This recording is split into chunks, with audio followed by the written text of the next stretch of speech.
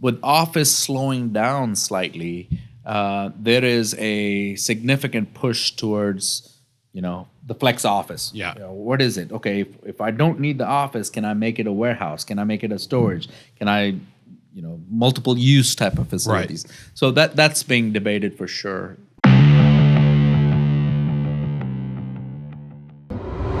All right, another great episode of the Greater Texas Podcast, and I am so lucky to be joined here with the outstanding, the great, the scholar, the gentleman, Srinath Kasturi. Thanks so much for being here. Appreciate it. Thank you, Sean. Thank you for inviting me. Yeah, of course. All right, we'll start like we normally do. We'll start with a little bit of your background. You were born and raised in India, right? Yes, I was. Where in India? So Mangalore, it's a small town on the west coast of India. It's about 600 miles south of Bombay. Okay. Or Mumbai, as they call it now. Grew up there, went to school there, and then went to college or undergrad at MIT. MIT is not, it's the MIT in India. Gotcha. Our claim to fame is the CEO of Microsoft went there. Oh, okay. And the CEO of Nokia Siemens went there. So that's you have big it's a very shoes to small fill. Yes. It's a small school, but 5,000 kids at the time when I went there. So I went to architecture school there. Met my wife in architecture school. She was an architect, or she is an architect. And then we came to the US in 2000 in pursuit of our masters. So that was our avenue to get to the U.S. And tell everybody where you went. Yes. Went to Oklahoma. A rough week, a couple weeks ago. Yes, right? yes. Extremely. It's in my rear view. It's a rebuild year. That's what I'm telling everybody. Right. But no, went to Oklahoma. In fact, won the national championship when I was there. Oh, really? Yeah. Okay. That was the last time we won. Who was the quarterback then? Josh Heupel. Okay. Who's in Who's the having news some with success. Tennessee. Yeah, Yeah, he's a coach now. Yeah. But so fast forward, I interned with Cadence McShane that year, that following year, 2001. And then before I left, I had one more semester to finish my master's. So before I left, Cadence offered me a full-time position. So Cadence McShane is the only company I worked for. That's a rare thing to see nowadays, isn't it? Yeah. It's I say this all the time. So 2 companies I've worked for. When I was in school, I worked for Chick-fil-A. Okay. At the student union, and now Cadence McShane, 2 great companies in my eyes. Exactly. I'm biased. My kids love Chick-fil-A, but yeah, no, it's been a great ride for me personally. So you started as an intern. Yes, I did. And then did you just kind of steadily make your way up? So started with project management. I was on a project in Houston for Chevron Texaco. That was one of my first few projects that I did when I started full time. So a lot of back and forth. I was in Dallas at the time. Did a lot of back and forth between Houston and Dallas. Yeah. So I understood the dynamics between the 2 different markets. Right. Was my first exposure to Houston, which is top 4 city population wise in the country. So different kind of animal. So even within Texas, you could understand. Even these big cities have their own little cliquish things that happen within the construction and development realms. And then came back to Dallas. I was in Dallas for the next 9 years. So total Dallas span was about 10 years of my career, first 10 years. And then so when did you come to Austin then? 2012, 10 years ago. So 10 years in Austin. Yeah. So we had the opportunity to build the Apple campus here. That's what brought me here to Austin. That's quite a project, right? Yes, it was a fantastic project. Think back, it was a design build project.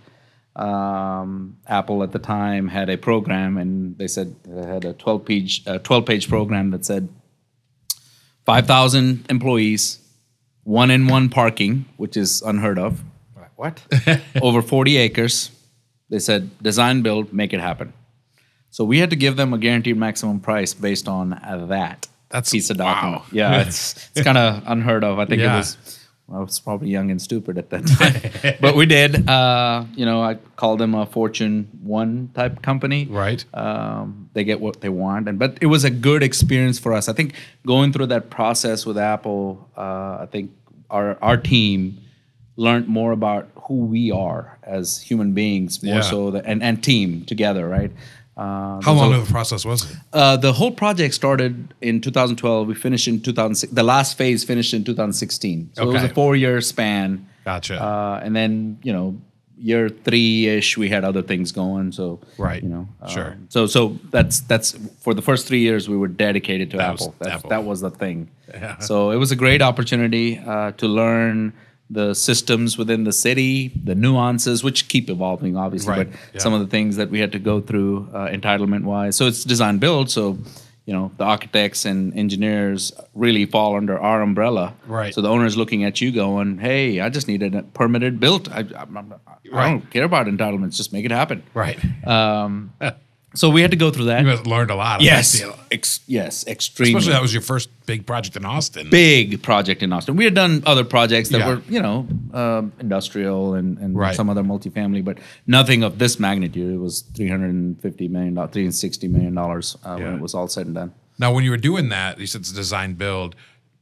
Did your architecture background help you with that, or Yes. how did that Significantly. So one of the things that I look at it when I first started getting into architecture school, my whole idea about architecture was the architect is a master builder. It's like a problem solver, goes out to job sites, makes things happen, makes a decision when he or she looks at a situation and says, hey, this is how it needs to be handled. That was the perception, right? So you got into architecture school and they focused a lot on design versus actual execution of it. So I realized halfway through that it was not for me, that was not what I was made for, Gotcha. right, in my mind. And so I had to pivot. I finished my architecture degree, obviously. Yeah. And what did you study at OU? Construction management. Okay, So it was a gotcha. master's in construction management. Gotcha. And that So was you more knew that's what you wanted to do. Oh, 100%. 100%. And my wife was more into design. And so she did her master's in architecture. So Gotcha. that's how we got married in India and came here. Right. Gotcha. So So how did, obviously growing up in India has, it's a different culture, different influences. How did that influence you today and what you're doing with So I think it's, one of the things I can say, even construction, the Yes. construction typology, if you will, is different in India than here. Okay. Like everything is a type 1 structure there. It's concrete, cast in place. That's how things are built. They're built for 100 years. That's how it is. Gotcha. You don't have, wood frame or cold form metal frame. Cold form metal frame is more of a infill material that they use, but the main structure, core structure is concrete blocks and the structure is cast in place concrete. That's what we do. So coming here and looking at all these different material usage, technologies, it was all different, right? You look at type 5 structure. What is that? You can stand that up with stick and it stands. Right. I mean, does it stand the test of time? So that was a learning curve. But on the culture side, to answer your other question, I think it was a big difference. One of the biggest differences that I remember is the density of people. India is almost a fifth of the U.S. from a geographic size, Right. and it's 5x the population. So you can imagine everything's a mid-rise. If you look at New York City, Right. the density, I'm not talking about the buildings, but the density of New York City, you'll see most cities in India have that kind of density. Gotcha. You feel it. It's like, things that you feel, there's, an acre lot. That doesn't happen. Yeah. You're forced to do, higher FARs, higher, just because that's the need. Right. So you come here and you talk about 60-foot height restrictions and, those are not things we do. There are restrictions in other ways and forms, but there's mid-rise is a normal thing. High-rise is a normal thing, even in smaller cities like secondary and tertiary markets. Gotcha. So that was a shock in terms of seeing. Hey, Have you done building construction in India? Yeah. Oh, So good. soon after I finished my architecture, I worked for a year for a local architecture firm. Gotcha. We were working on a large hospital in Mangalore, my hometown. Yeah.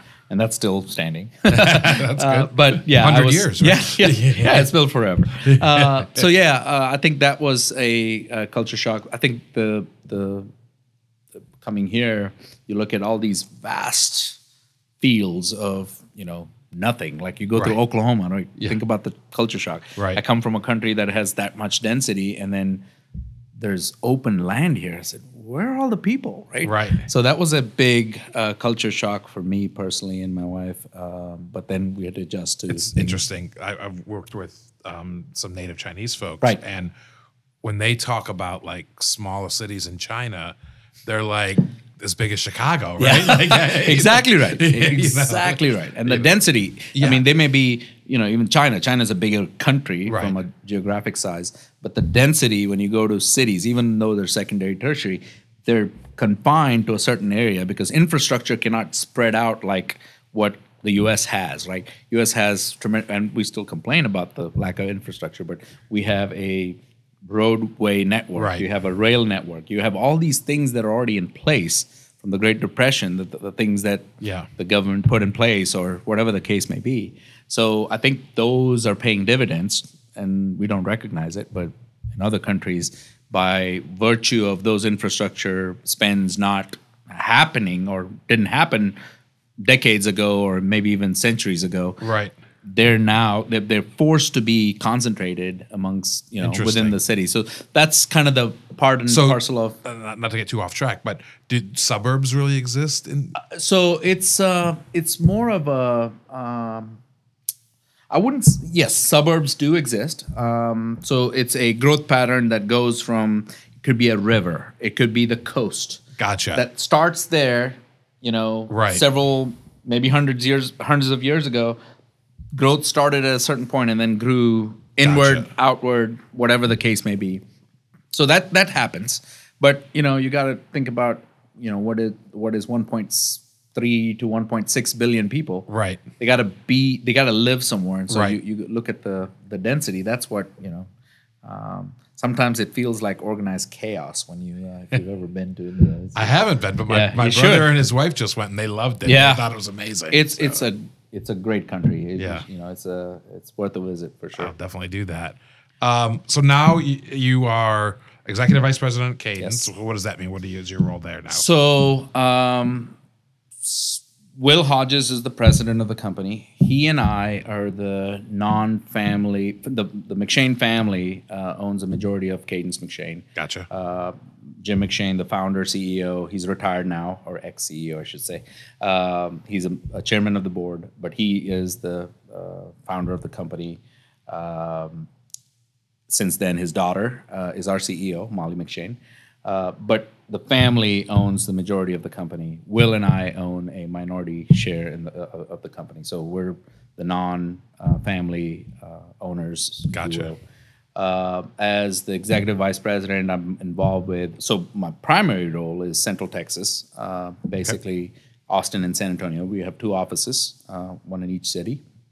And the corridor in between, which is, blowing up like Dallas-Fort Worth. Right. You can see some patterns there. For sure. But I think the role is to grow the business here and, manage the operations. But I also have a corporate role for the entire company, and that's kind of what I do. Gotcha. Yeah. And what do you see as, obviously you guys have done a big construction. What do you see as sort of the future? I know you have like some vertical markets that you're working on. Yeah, so we're pretty diverse as a company. So one end of the spectrum, we do public and private work. Because you don't know what tomorrow's economy is going to do, right? Right. So you got to stay diverse so that, whichever happens, with interest rates, I'm sure, things are slowing down and you're seeing it. We're seeing it naturally. But bonds are being passed and all those other things. So we stay diverse. So we do a lot of K through 12 schools. We did a couple of large schools for Austin ISD. I'm proud of, we did some additions and renovations to Stephen F. Austin, which is the oldest high school they have, right off of Cesar Chavez and Mopac. And we built their newest high school, Eastside High School, on the east side, close to where you live. Close to where I live, right? Yes. Exactly. So we're proud of the extreme ends of the spectrum. So K through 12, some higher ed stuff, some city work, civic work kind of stuff. That's on the public front. On the private side, we do a lot of office, which Apple's campus is part of it. Right. We're doing a big deal at Mueller that the TRS has bought recently from Shorenstein. By the way, I was at Mueller, the development, the other day. I hadn't been there in probably early COVID times. Oh, yeah. It's exploded. Yes, it has. Yes, it has. I mean, there's condos going up right now. That Ryan Companies has a big project going there. Yeah. So that area is blowing up. Yeah, it has. Obviously. Yeah. But we're doing a couple office buildings there. We do a lot of industrial, distribution warehouses, light industrial. Is there a lot of that? Is a lot of that going like sort of between? Yes. Austin and San Antonio. yeah. More so San Antonio, just because the I-10 corridor connecting Houston to the rest of the country. There's distribution there. There are a lot of million footers. Yeah. Now, I'll tell you, since Tesla's come to Austin, Austin never talked about million footers. The biggest warehouse we've seen is probably 500,000 or under, right? The largest consumer before Tesla. Now there's speculative million footers being built. Obviously, Amazon is a different animal, right? And their last mile distribution and all those other things. But we're seeing a lot of the larger, even the larger brands, developers are looking at Austin and up to Georgetown and Temple and suppliers, beyond. basically. Yes, supply chains for either Samsung with this huge investment up and down Taylor and Palmer. And also Georgetown for Tesla. They're all prepping because all these companies, officially or unofficially, mandate that their suppliers are close to them. Right. Because it's right in time for them. They don't want to store anybody's product. Right. So somebody else has to do it. So those kinds of things come in. Gotcha. So a lot of industrial. We do flex office industrial as well, smaller. What do you see? Have you seen in the industry a change at all in office construction since COVID? Yes. So statewide, yes. I think what has happened is people are still, even to date, as we sit here today, do not know what the future of office is going to be. In Houston and Dallas, more mature markets where there are Class B office buildings. Maybe they were Class A in the 90s. Today they're Class B. They can't attract the tenants. And they're talking about converting to multifamily or some other use. Gotcha. So those things are happening. Austin doesn't have that product, if you will, existing product. Right. So and land prices and other things, you might as well knock down a building and build another one. Well, in this place. But isn't even conversion is very difficult, isn't it? Extremely difficult. Yeah. And there are a lot of things to do. I mean, think about the services needed: electrical, water. If you convert an office that has a certain demand and usage to a multifamily that has significantly more peak usage, it's a big deal. Right. The infrastructure at the street might not be there. So there's a lot of things to go through. It's not that easy. Gotcha. But the bigger cities are doing that. So with office slowing down slightly, there is a significant push towards, the flex office. Yeah. What is it? Okay, if I don't need the office, can I make it a warehouse? Can I make it a storage? Can I, multiple use type of facilities? Right. So that's being debated for sure. Gotcha. So our office growth is a little lesser than the multifamily growth, and multifamily, obviously, Central Texas. If you look at the stats, I know they said there was a dip in price, like average home price, within the loop of the city, but it's still up in the 500, 600 range, 600K. When you look at that and you say, okay, if people are still moving into Austin, specifically 150, debatable, 135, 150, depending on what avenue you're reading. So I think the people have to live somewhere. Yeah. And so, we've got this project with a mutual friend of ours, Nate Vargo, on East 6th. It's a cool project. It's a fantastic project. Yeah. I don't remember the exact average unit size. So I just talked to him about this. And 300 it's 60 units, is that right? It's 60 units. And it's like, a bunch of them are like 272. Correct. And then some of them are 450, basically. Average is like in the threes. Okay. And he's performing it to a certain rent. I'm sure he's told you. Yeah. But, that's it has. And does he have no parking? 11 spaces, but he has retail underneath. So 11 total spots available. Gotcha. So think about it. It's a shift in everything that we're, conventionally, brokers will tell you 1.3 to a door, and, all those things.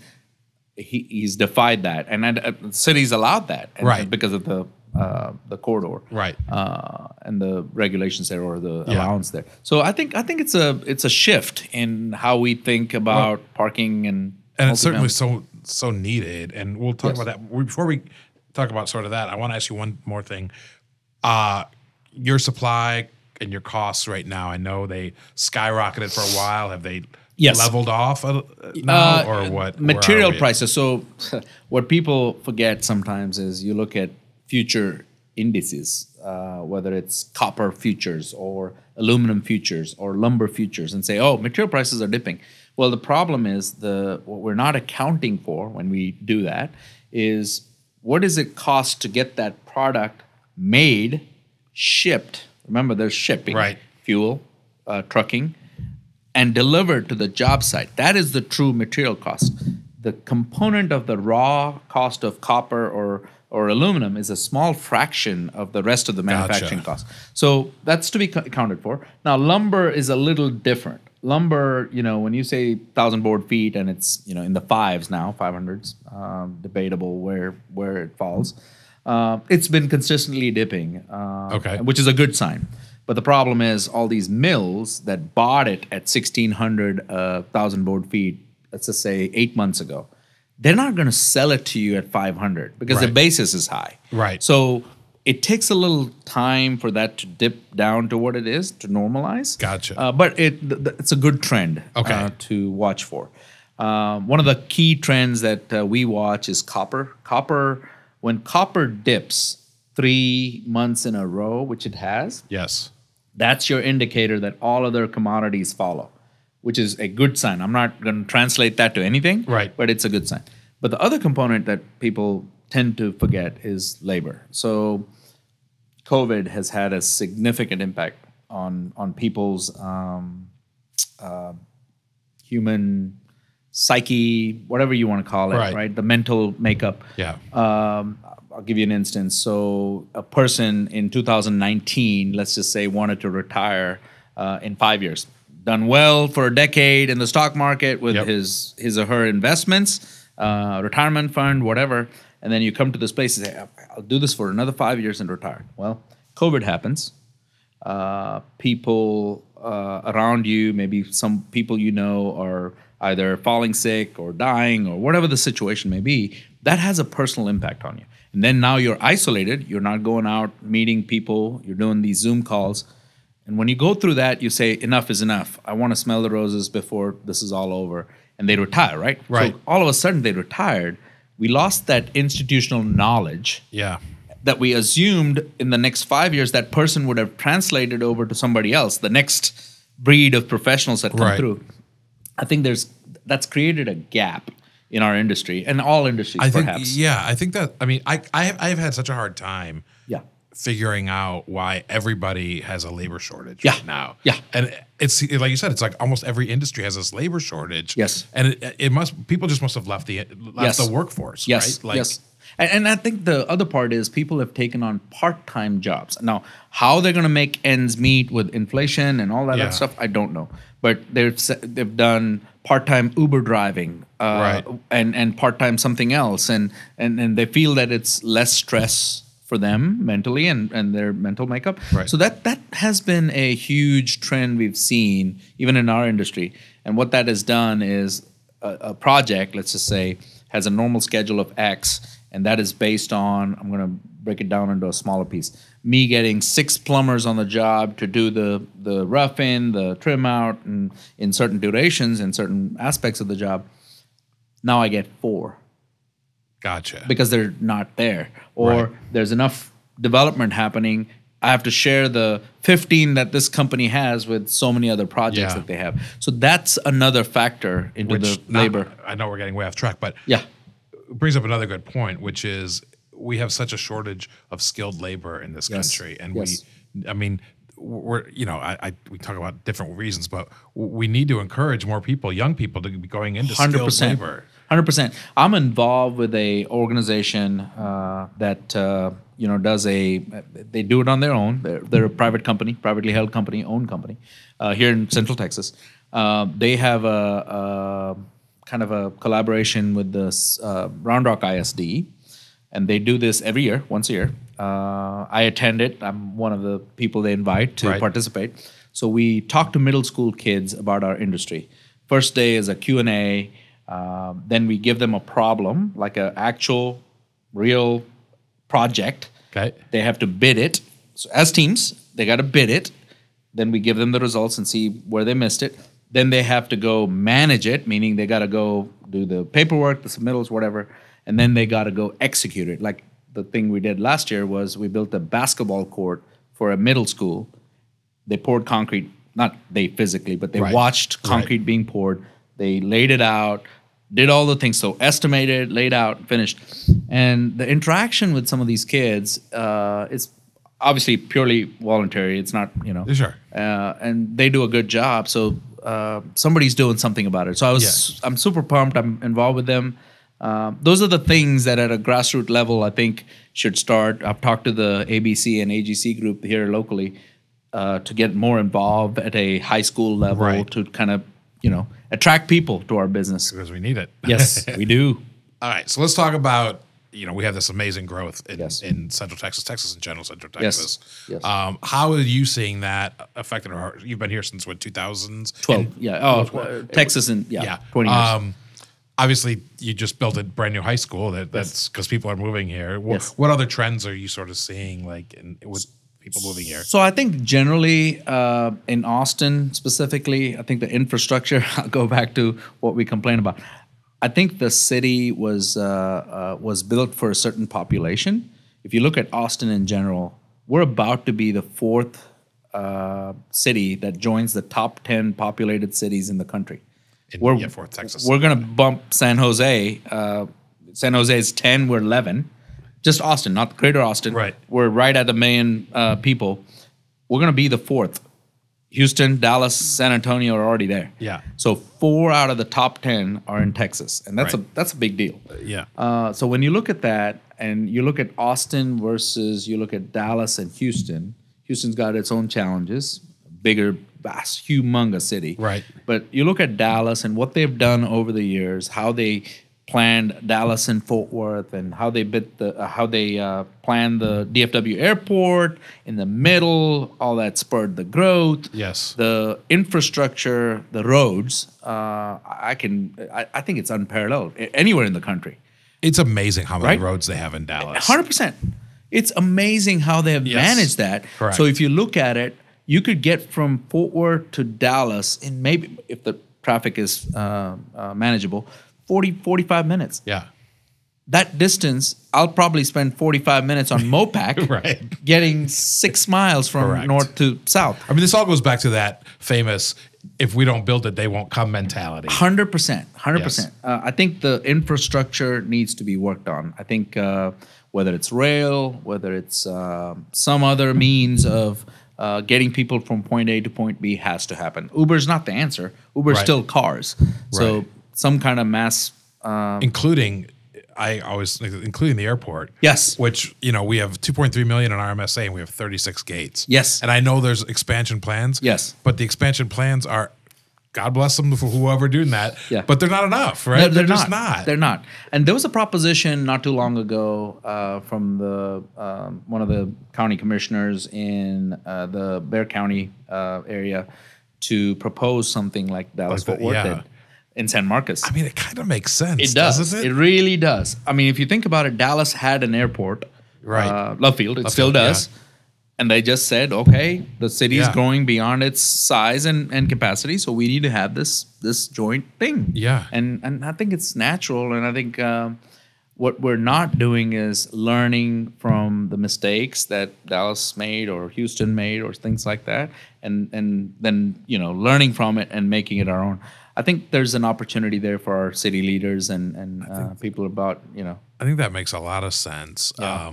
I mean, it just because we're just outgrowing it. I mean, I saw something relatively recently, and I say this a lot. Yeah. That by the MSA by 2050 is going to be projected to 5 million people. Yes. That's a lot more people here in the next 25 That's 2x. years. Yeah. 2x. And you cannot get there with a 60-foot height restriction in every land parcel. I don't know the exact in the actual Austin MSA. Right. I don't know how much virgin land is still left. And even if it's a structure that has to be demoed and you're giving them entitlements today for a 60-foot limit, what happens is you're going to create a legacy. These buildings are built for at least 30, 40 years. You're creating a legacy right now of density that is not sustainable. Right. We cannot sustain that. And so, I'll give you an example. So we were with Temple EDF one of my colleagues and myself, just before COVID or right at COVID. We met with them. We wanted to understand a little more about what's happening, and we surveyed some industrial land that they had, and got a good tour of it, and understood their vision for the city. And I told my colleague, I said, "Hey, this is probably a 5 to 10 year type of growth. Growth will get here in 10 years." In Temple. In Temple, Yeah. it's there. Yeah. It's there. I mean, some of the data centers that are being built there. Yeah. Without naming names, Right. But it's phenomenal that we've gone past Georgetown and now talking Temple and Waco. Right. And you look at and so it drives you crazy. You were talking about 60-foot height. You look at some of our main corridors like Lamar. Yes. And we have these 2-story buildings all up and down Lamar. It's insane. Yes. And is that compatibility? Yes, compatibility is our challenge, and that's one of the things that is being debated at the city level, right? With new density ordinances, hopefully. And it's one thing. I think the affordability is our biggest challenge for living. Right. You bring in 2x the population, they got to live somewhere. Right. It has to be affordable. So thinking about how these people will live and the quality of life matters, right? Music capital of the world. How are the musicians going to make it? Right. If you don't give them the opportunity to make a living, express their talents and everything like that, and they can't, have a shelter to live in, and it's not possible. So I think the city has to make some shifts, some sensible decisions. And what are you seeing in your sort of daily construction?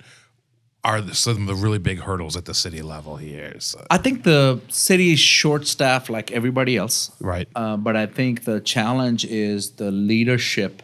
I think they need a champion that can say, hey, we're going to grow. This is real. These stats are real. We're going to grow 2x. What do we need to do to solve that problem? Not put Band-Aids, but really solve the problem. And I understand it. There's some sensitive things. We've got the Edwards Aquifer recharge. We have all of these things. Sure. But all that can be accommodated if you bring in industry into, create task forces that can help the city plan these things. You can't expect the city to plan it. I mean, the city planners are stretched as it is. Right. So bring in people, developers, form a consortium of people that really live in Austin and want to make a difference. Bring them together. I would participate if there was an opportunity to make a difference. I think that's what they need: some leadership, some assertive leadership that takes us in the right direction. Yeah, because they probably. I mean. Like I argue a lot that there's some council members that are obstinate, but the other side is they might not just understand all the hurdles that are facing. I mean, tell me how long, if you want to get a building entitled and you want to get land entitled and a building permitted, how long is that process going to take you? It is impossible. So from the time a developer says, this is the classic case right now with interest rates. Yeah. From the time a piece of land is put under contract, an aggressive developer, let's just say, says, hey, I've got the terms to where I can get it entitled, let's go spend some real dollars. From that moment in time, it'll take you to occupancy. Let's just take it to occupancy. A minimum of 3 years, sometimes more. So think about inflation. Think about how costs are going up. The land price, it becomes static when you do a contract. I got it. But everything else is increasing. Correct. Now, luckily in Austin, rents and the revenue has also increased. But then that's also going to create the affordability issue. Correct. So when you create more density, allow more density, now you can parlay the inflation cost by saying, hey, I'm going to go to the maximum density and get that yield that I need and solve the, if a site has a 60-foot restriction and it can give you, like, let's just talk about 6 in Chacon. Because of the restrictions and micro units, we got 60 units. What if the height restriction wasn't there? What if there was no compatibility? Could we have gotten 120 units? Would that have sheltered more people? Those are the questions we need to ask. Yeah. And I think that's the real question. It is. And how do we get the council or whoever's in charge to listen to those things and make those 100%. And I think there was a proposal, informal proposal at one time to take I-35, make it a toll road, and make 130 the I-35. Yeah. So push all that traffic out. I thought that was brilliant from a traffic engineer, that proposed it. But it got shot down just because at the time, now we have MOPAC that is a toll road. At the time, nobody had paid tolls in the city of Austin. So there were comments made such as, we've lived in Austin for 50 years, never paid toll. Why would we start now? Right. Well, that's the mentality I think we need to get over because this is a growing city. It's not a university town with 50,000 kids and floating population. It's much bigger. That's It's more cosmopolitan. Now you have big players like Tesla and Samsung and Apple. Yeah. Dell has always been here. So yeah. And regardless of the old saying, look, we have to build it because they are coming, no matter what. Exactly They're right. coming. Ready or not. Yeah, exactly. Here they come. Any other areas specifically you see really need improvement that we need to focus on, you think, as we go forward? I think at a local level, I think we touched on most of it. I think vocational training, if Austin can spearhead that. Austin's done a lot. If you think about the USGBC, the lead accreditation that happens, that started with Austin. Austin was the pioneer in setting up those metrics that were just Austin codes, and then became the green build and everything else. So Austin's always been that entrepreneurial, leading edge city. And I think we need to continue being that and solve this affordability challenges and density challenges and everything like that. I think there's an opportunity. We just need the right leaders with a vision to execute on it. It's a great place. It's a great state, a great area. Yes. But it's not perfect, and we have issues, and we just got to continue to make this a greater Texas. 100%. Thank you so much for being here. I really appreciate it. Oh, I enjoyed it. Thank you. Yeah. Thank you so much. These always fly by so fast when you're having a good conversation. I know. Right? Thank you. Right. Thank you. Thanks a lot, Srinath. Yeah, thank you. Appreciate it. All right.